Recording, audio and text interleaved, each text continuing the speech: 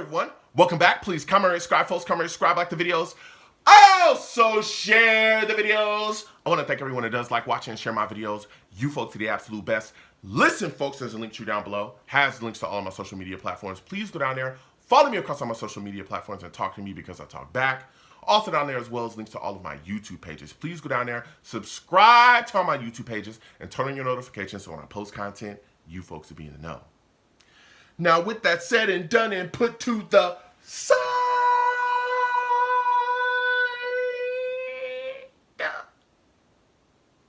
I've come to talk to you folks today about some players on the New York Jets roster that could be in danger of losing their spots or not being on the New York Jets roster this upcoming season if they don't get it together. All right? We're going to have this discussion, okay? We're going to have this discussion, all right? Comment down below. Give the video a thumbs up. Also, we're going to be having a live radio show Tuesday at 7 p.m. Eastern, okay? Tuesday at 7 p.m. Eastern, right here, all right? Call in. I take live callers, all right? So, first, I want to start with Izzy Anabana Kanda, okay? Oh, Izzy, man. Izzy A. Man, listen, there's a lot of people discussing Izzy. Now, do I believe Izzy will get cut? I don't think he'll get cut. But he could end up losing his number 2 running back spot to some guys that we just brought in, and I want to get into this, all right? Now, we all know, Izzy last year wasn't really given a lot of opportunities, okay? Of course, Breece Hall is our bell cow back. We all know that. He's the guy when it comes to, running backs here with the New York Jets. He's our starter clearing away. But that number 2 spot, right? We were like, okay, well, Izzy's definitely going to get his, chances. He's going to get some things rolling this upcoming year, even though Dalvin Cook was on the roster as well when he got drafted. It was like, all right, cool, Dalvin Cook's in the building, but Izzy should definitely get the football. Izzy only played 6 games last year and had 70 yards rushing total. There was a point in the season where I remember the fan base was screaming for Izzy to get out there and be given the football because Dalvin Cook looked like he was running in molasses. He was so slow, and it was ridiculous. And we were like, what is going on? When are you going to get Izzy the football? And there was times when they did get him the ball, and he looked like he had some burst, some speed to him. He was able to make some cuts. He was able to get some things done. But it just wasn't enough. And so I was looking like, okay, next year, this upcoming season now, we're going to get Izzy the football. He's going to be able to rip and run, after Breece Hall. They're going to get that good, 2-man thing rolling, okay? Breece Hall's going to be the lightning, and, Izzy's going to be the thunder. All right, cool. All right? Well, then the New York Jets in the draft Braylon Allen and Isaiah Davis. Braylon's a big back, man, and he can move. And there's a lot of people that have been very impressed with him, even throughout the voluntary stuff that we've just gone through. And they've been talking about how he looks and how he moves, and he can really handle things really well within the offense. And let me tell you something. There's a lot of people in the fan base and in the media that have him penciled in as the Jets' number 2 running back right now. They're saying, hey, he's going to push Izzy to that number 3 spot. All right? And I'm telling you, this young back, if he runs like we seen him running at Wisconsin, brother, it's going to be a tough day for Izzy to hold on to that spot, all right? But I believe Izzy can fight, all right? He can fight, and he could end up, grabbing and keeping that number 2 spot. But it's not going to be easy, not with Braylon, bro, because this guy can move. He can really get rolling, and he is tough to bring down, and he brings the wood. He's not a game. He's not a joke, all right? So I look at the situation, and I'm saying to myself, will the New York Jets carry 4 backs, right? That's going to be a big deal. See what's upcoming as well. I also look at Isaiah Davis, who's a guy that's talked about as well as making a push within the Jets running back space. But I feel like Nick Bawden, the fullback, is not safe either because there's a lot of talk about Isaiah Davis possibly challenging him for that fullback spot. So it's going to be very interesting to see. Again, I think that Izzy is not going to get cut. I don't think he'll get cut.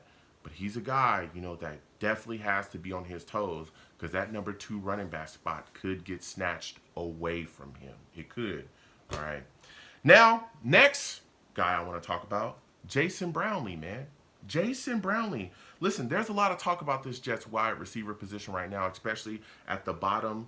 There's going to be a battle for the last couple spots, right? And you start to wonder, will the Jets keep 6 wide receivers? I'm wondering if they do that, right? If they do, if not, then I feel like Brownlee is probably not going to be on the active roster. Maybe they are able to keep him in the practice squad. But if they do, it's tough, right? You got Garrett Wilson, right, who's phenomenal, and I think is going to have an amazing season this upcoming year. You got Mike Williams, who the Jets just acquired in free agency, but he's coming back off that ACL, and we'll see when he's actually going to get back onto the field. There was a lot of talk that he wouldn't be ready until basically the season kind of started. So then you also got to think like he's got to get his legs underneath him and all this other stuff. But again, we'll see because there's a lot of progression that could be made in his recovery from that ACL. But again, he's a guy that pretty much has been built into that number 2 wide receiver role. Then you got Malachi Corley. Malachi Corley is, man, when I look at him, he's a guy that I think is really going to be featured this upcoming year. When you look at what Aaron Rodgers wants to do, Malachi Corley really fits into a lot of things that they did in Green Bay. And Nathaniel Hackett and Aaron Rodgers, they threw a lot of passes behind the line of scrimmage, screens, all kind of just different kind of setups to allow guys to get rolling, get the football in their hands, and you just pick up the yak. And that's what Malachi Corley literally does. I mean, there's been talks. Aaron Rodgers loves Malachi Corley, even invited him to stay with him. So it's like, hey, man, Malachi, I think, is a guy that definitely is going to have some packages put together. Of course, there's some things he needs to clean up and refine, but he's a guy that I think is going to be featured in the Jets offense this upcoming season for sure. Then you got Gibson, right? Gibson's a guy that puts some things together. He can also give you something in return as well. He can give you something on special teams too. We saw that last season. He was the guy that won us that game, against Buffalo when Aaron Rodgers went down week 1. He had that big return for a touchdown, took the game away. And we were all excited even though we had lost Aaron Rodgers. Then you got Alan Poop Lazard, okay? Really quickly, I know people want to get rid of Alan Lazard. I would love to get rid of Alan Lazard. He sucks. He's really sucked ever since the New York Jets signed him or brought him into the building as a free agent. Here's the deal. There's contract implications, okay? If the Jets cut him, I think they'll owe him somewhere. It's like $10 or $12 million in dead cap for the Jets. It wouldn't do anything. It wouldn't do anything for the Jets. It would hurt them, okay? He's got like one more season here, and if he doesn't clean it up this season, he's going to be gone at the end of the season for sure. I don't think the Jets are going to cut him, okay? And I mean, he's been stinking it up in voluntary stuff, dropping footballs. There's been reports. Aaron Rodgers threw a pass. It hit him in the hands deep down the field.